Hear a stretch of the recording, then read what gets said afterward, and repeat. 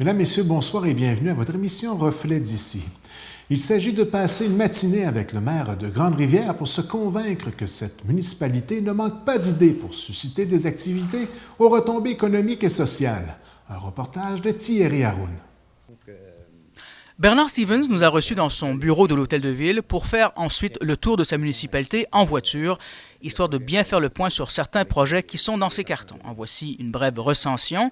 Ainsi, l'aménagement de l'ancienne salle du conseil municipal de Grande-Rivière-Ouest fait partie des priorités de M. Stevens. Ce projet est estimé entre 80 000 et 100 000 $.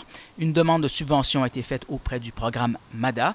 M. Stevens garde espoir de voir le projet prendre forme dans un proche avenir. On peut l'entendre.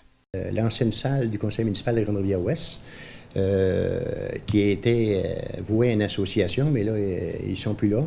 Et puis, c'est la ville, ça appartenait à la ville, puis nous autres, on veut l'aménager pour en faire un genre de salle communautaire pour nos associations, pour les réunions, les gens qui veulent faire de la peinture avec la maison de couture. On veut avoir un local, puis des cours de danse. Il y a beaucoup de cours qui se donnent à Grande-Rivière. Et puis, on va à la polyvalente, au collège, l'ancien collège, puis c'est pas toujours adéquat. Tandis que là, ça serait une salle spécialement pour eux et pour elles.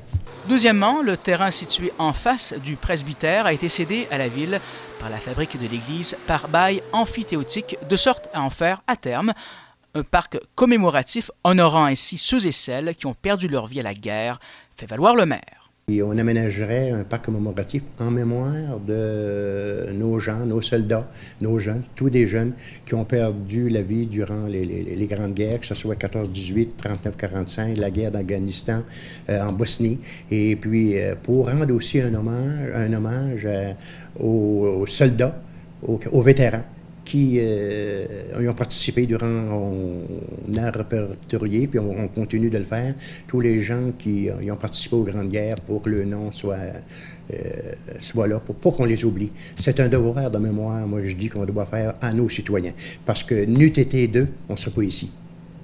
Troisièmement, à l'échelle des loisirs, des travaux importants sont prévus. Par exemple, l'aréna a besoin d'une cure de jouvence d'environ 1 million de $. Le terrain de tennis, lui, a aussi besoin d'être mis à jour au coût de 80 000 $, alors que le terrain de football nécessite aussi des investissements de quelques 150 000 $, note le maire. Le terrain de football, ça c'était un autre. Le terrain de football a besoin d'une cure puis d'une bonne cure.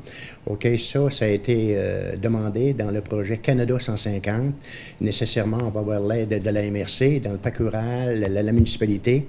Et puis, c'est un coût de projet de 150 000 $.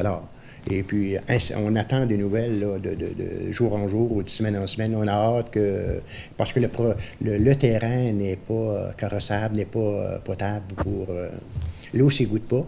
Il y a eu des failles là-dedans. En tout cas, on ne donne pas de blâme sur personne, mais il faut le réparer. Puis nécessairement, c'est pour nos jeunes, OK, la polyvalente de Chandler sur le territoire, puis de Grande-Rivière. Enfin, Bernard Stevens n'était pas peu fier de rappeler que le parc industriel, situé au port de mer, a bénéficié de travaux importants, ce qui profite à bien des gens.